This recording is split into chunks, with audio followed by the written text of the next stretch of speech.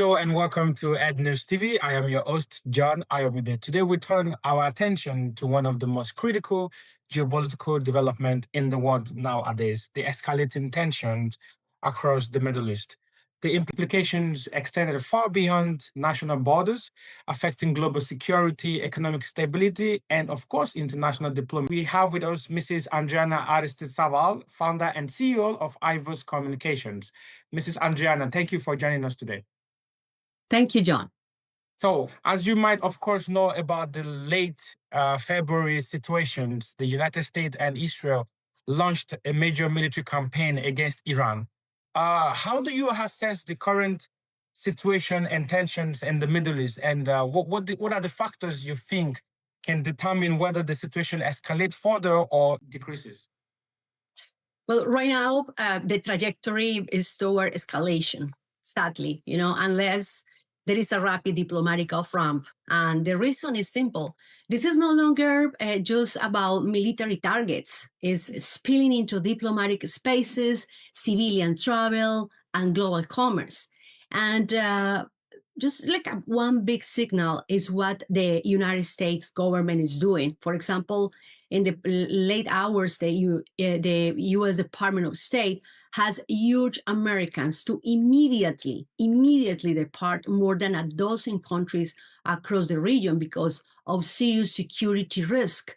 So that is no routine language. It's that it reflects a fear of a wider conflict, including disruptions to airspace and threat to citizens.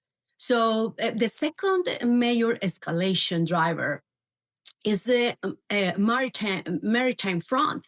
Iran is threatening and targeting ships in the Strait of Hormuz, so saying it is close and warning it could attack vessels attempting to pass.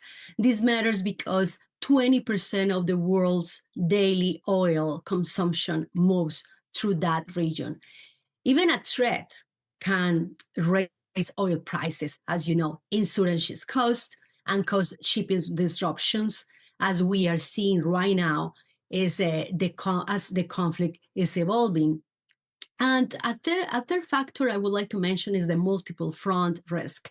So when a conflict expands beyond direct state-to-state strikes, as we are seeing into proxies and neighboring countries, as we are seeing in the Middle East, so the chances of miscalculation rises. So one example is how fast this environment it has been deteriorating, as is being reported. For example, drones striking on the U.S. Embassy compound in Riyadh, even without casualties. These attacks are escalatory because they are targeting symbols of state presence and can definitely trigger retaliatory cycles. Yeah. Let's talk about, of course, as you might probably know about, there are some peace talks between U.S. and Iran. I mean, they even have some scheduled to have another peace talk in Vienna, actually. But however, suddenly we just received and saw on the news that Israel has attacked the Iranian side. Do you think this approach is actually good from the U.S. and Israeli side? Do you think they actually this can contribute to the stability or even further escalate more issues in the region?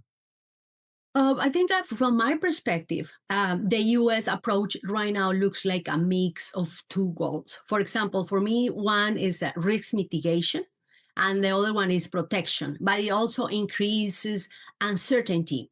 On the risk mitigation side, Washington, as you are mentioning, is signaling like it will defend its forces and interests, and is building pressure on Iran's military options, and is trying to approach.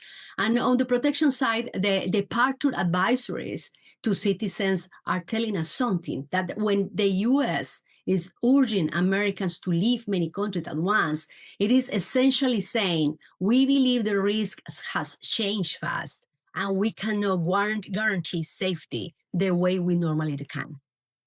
There's one part I want to put your attention is that I think a few minutes ago, President Trump actually posted on his social media truth that the negotiation is not going to take on anymore, and is even furthermore said that the war is going to continue as well.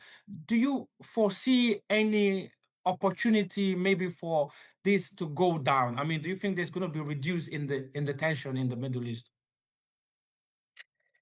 Well, the realistic diplomatic or strategic steps to reduce tensions in this moment, I think they are very, very tight, in a tight situation. And we are talking about realistic steps, not the perfect ones. You know, there are a few that could reduce risk